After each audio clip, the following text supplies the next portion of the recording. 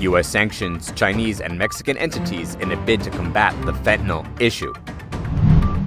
China's regime will pay the price of blood and treasure if it invades Taiwan, U.S. commander.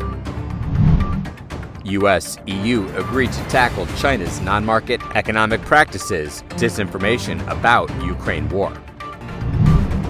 Sandwiched in the middle of a biscuit, Chinese tech startups complain as tensions with U.S. soar.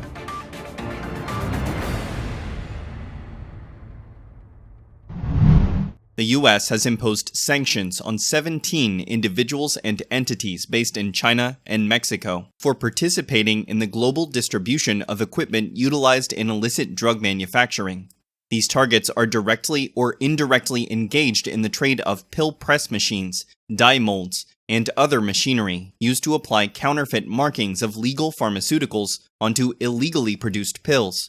These pills, which often contain fentanyl, are frequently intended for the U.S. market. The Treasury's Undersecretary for Terrorism and Financial Intelligence, Brian Nelson, said, "Treasury's sanctions target every stage of the deadly supply chain, fueling the surge in fentanyl poisonings and deaths across the country.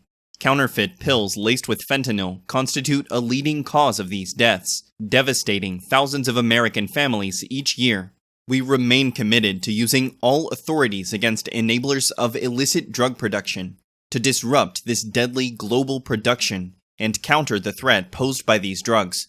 Fentanyl, a synthetic opioid, is significantly more potent than heroin by up to 50 times and morphine by 100. As a result, it has increasingly been combined with other illegal drugs, often leading to fatal outcomes. The U.S. has taken steps to tackle this problem as drug-related overdose deaths surpassed 100,000 in 2021. According to a recent report by the U.S. Centers for Disease Control and Prevention, the rate of drug overdose deaths involving fentanyl, a synthetic opioid, more than tripled from 2016 to 2021.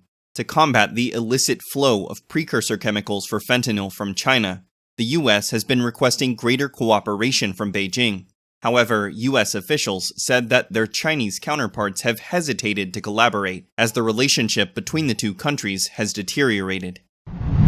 In the Q&A session of the annual members program for the National Committee on U.S.-China Relations on May 23rd, U.S. Indo-Pacific Commander Admiral John C. Aquilino was asked what lessons were learned from the Ukraine war. According to Taiwan News, Aquilino replied there were many lessons, including that the world was awakened by Russia's war of aggression against its neighbor and that Taiwan certainly has a new view. Another thing is that Xi Jinping, the supreme leader of the Chinese Communist Party, the force that wanted to occupy Taiwan, understood that there is no such thing as a short war.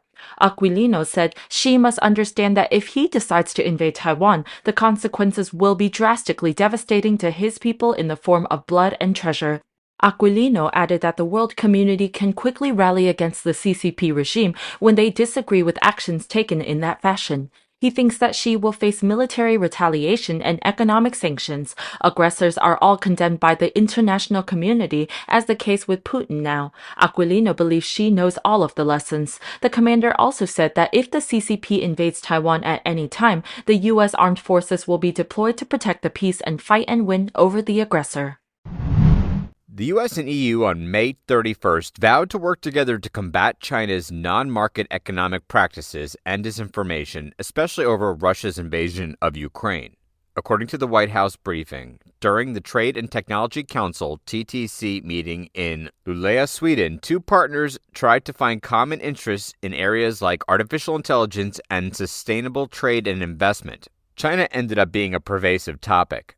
In a joint statement at the end of a fourth ministerial TTC meeting, they said that they were ready to address non-market practices both bilaterally and through multilateral approaches. They would find possible coordinated actions regarding China's policies in the medical devices sector and their negative influence on American and European workers and businesses. According to Reuters, China faces criticism for excluding non-Chinese manufacturers from its medical devices market and for treating them unfairly in public tenders.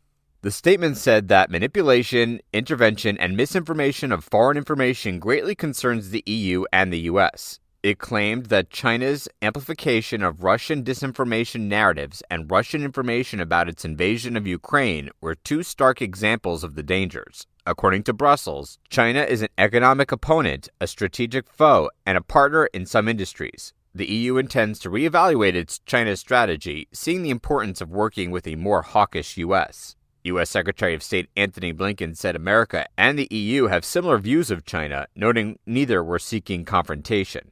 He told a press conference, "None of us are looking for decoupling. On the contrary, we all benefit from trade and investment with China. But as opposed to decoupling, we are focused on de-risking, and you've heard the same language coming from leaders on both sides of the Atlantic."